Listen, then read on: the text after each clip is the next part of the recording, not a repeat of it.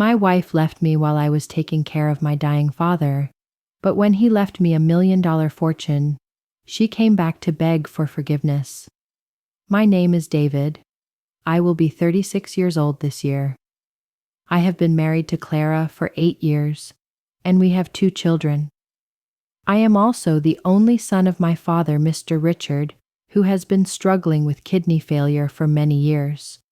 For nearly 3 years now, his health has been deteriorating, forcing him to undergo dialysis twice a week. At first, he was still strong enough to go to the medical center by himself, but for more than a year now, he has been asking me to accompany him. I cannot leave him alone in such a state, so I have made a very serious care plan. Wednesday and Saturday are the 2 fixed days I take him to dialysis. Saturday is my day off, and on Wednesday, I ask my boss to let me go home early and make up for it by working at night. I have been with this company for almost a decade. My boss knows my personality and dedication, so asking for leave early and making up for lost time is not a problem. The real problem is my wife, Clara, 34. When she learned that I had to take my father to dialysis regularly, she began to show her displeasure. Before, when I only took him occasionally, she never said anything, just silently resented it.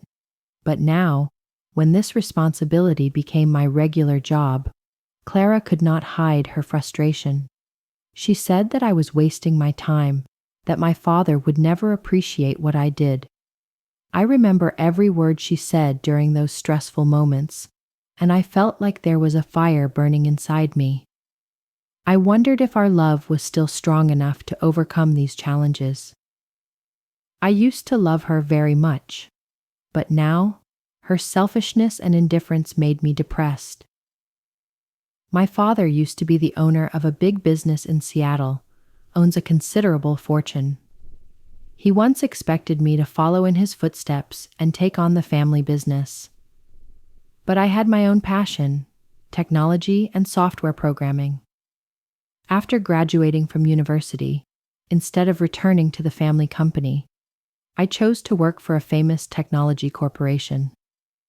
My father was disappointed, even angry. He asked me one last time after the wedding if I wanted to return to the company. I said no. He got angry and declared that he would leave all his assets to charity, not giving me a penny. I still maintain my point of view. I built my life with my own ability, bought a house, bought a car, and took care of stable finances since I was 29 years old. My relationship with my father gradually cooled down and became distant from then on. Then disaster struck when my mother died of a heart attack 5 years ago. My father was devastated and almost collapsed. I started spending more time with him, taking the children with me to rekindle family affection. After that, my father transferred the company to a charity to manage. During this time, Clara kept her distance from my parents. She said my mother was difficult and did not get along with her. When my father announced that he was cutting me out of his will, Clara did not hesitate to criticize him as an arbitrary and selfish person. I tried to keep the peace, reminding her not to interfere in our father-daughter relationship, but she thought that it was something that directly affected our future and the children's. Clara started to make a big deal out of it when she found out that I was taking my father to dialysis regularly. Every Saturday, she would plan parties, clean up, or take the kids out to fill the time I was away. Then she would blame me for not spending time with the family. I explained that she was free to make her own arrangements on Sundays, but she wouldn't listen.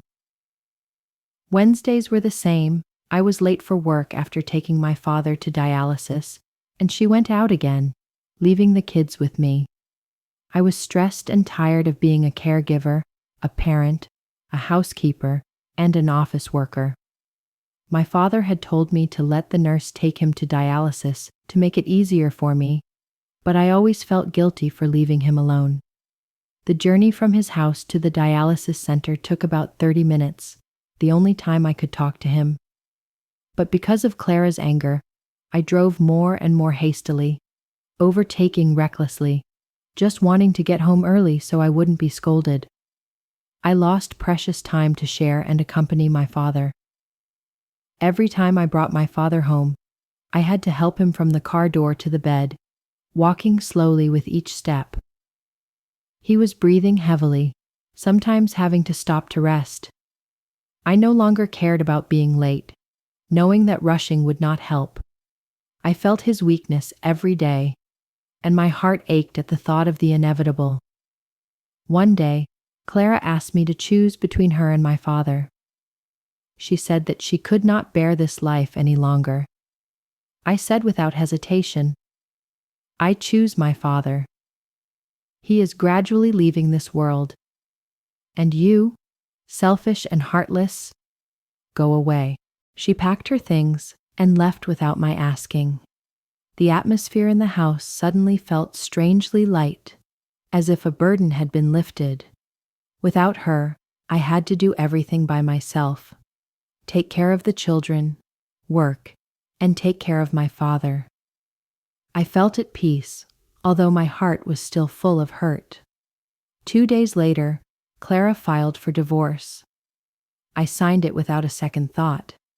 Surprisingly, she did not ask for custody of the children, the only thing I really cared about. When she found out I had signed, she called screaming. Her mother interrupted the call, blaming me for not acting like a man to save the marriage. I sneered and said I was just following her wishes. I did not need that evil woman around. I discussed it with my lawyer and was advised not to let her have too much contact with the children to avoid being taken advantage of. I am determined to spend as much time with the children as possible to make up for it and help them overcome the loss. I quit my job and moved back in with my father and the kids in the old house that held so many memories. The kids got to play with him, and he smiled happily for the first time in a long time. Clara couldn't believe I was doing so well. I smiled to myself, knowing I was finally having some fun. Last week, my father passed away peacefully in his sleep after a day of playing with his grandchildren. The doctor said he passed away peacefully and happily. The day he passed away, I heard the lawyer call, telling me to come and open the will.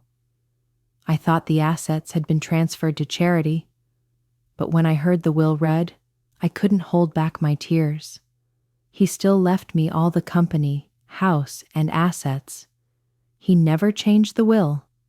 Maybe when he was angry, he threatened to cut me out of the will to urge me to take over the family business, but his love for me never disappeared. Now, I am faced with a great responsibility, determined to develop my father's company as he had wished. I told my children about his will, and we went to his grave, laid flowers, and silently remembered him. A month later, when the news of my inheritance spread, many relatives, old friends, even Clara and her parents came to my house to cry. They said they did not know about my father's death and begged for reconciliation. Clara cried and hugged her children, saying she missed them. I asked her, "If you miss them so much, why haven't you tried to visit them for the past 7 to 8 months?" She evaded, saying that she had come to my house but found the door locked. I sneered. "Then why haven't you called to ask about your children?" Her parents suggested that she should forget the past and live for her grandchildren. I coldly smiled and replied, "Children need their mother most when she is there, not when she is gone." Clara cried, grabbed my hand and begged for reconciliation, saying she loved me and missed her children.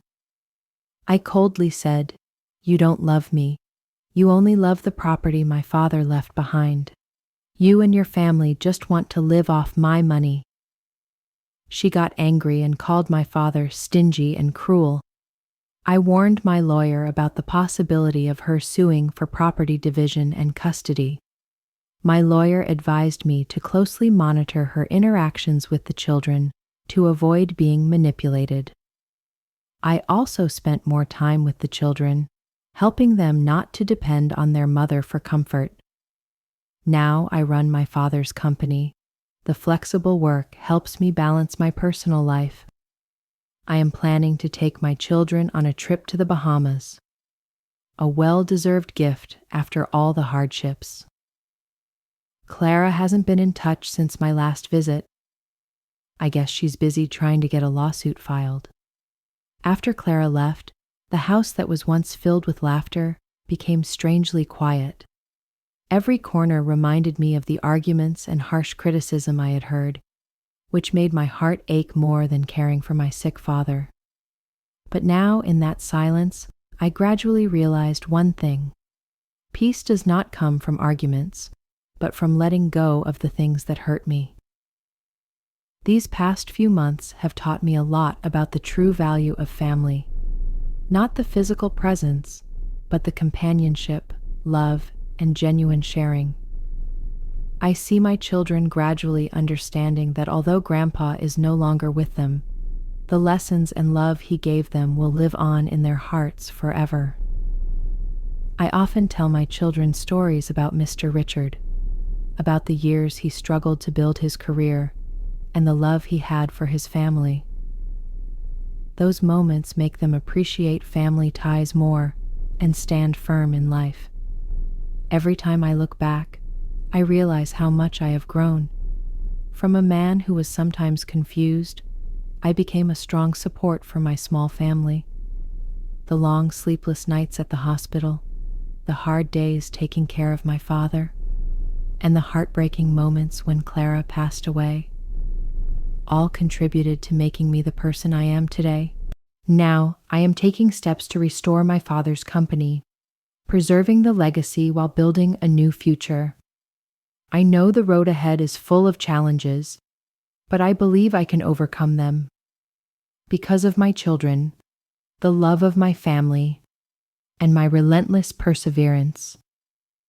I am not sure what the future holds, but I believe that I have chosen the right path and will live so that I have no regrets about the past. This is a story of loss and sacrifice, but also a story of the power of family and maturity.